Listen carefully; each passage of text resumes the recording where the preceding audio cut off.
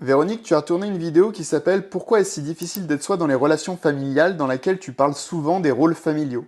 Est-ce que tu peux nous expliquer comment ces rôles influencent nos relations adultes?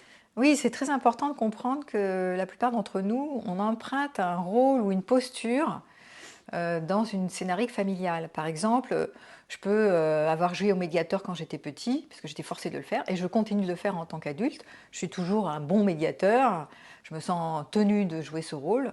Et ben, aujourd'hui, ça me dessert. C'est pas des fois à éviter enfin, oui, à éviter que les gens soient en conflit, à générer de l'harmonie. Des fois, ben voilà, je m'oublie là-dedans. C'est pas très sain.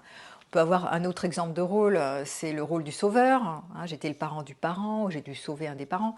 Donc je continue de jouer plutôt à donner, celui qui est altruiste, celui qui donne. Et c'est pas très bien pour moi non plus, c'est excessif. Et quand c'est en excès, ça nuit. Un autre exemple de rôle classique qui est bah, l'enfant trop sage, quoi, l'enfant modèle qui va devenir perfectionniste, qui va faire des efforts pour toujours être bien sous tout rapport, voilà, ou qui va devenir un très bon parent ou un très bon quelque chose. Voilà.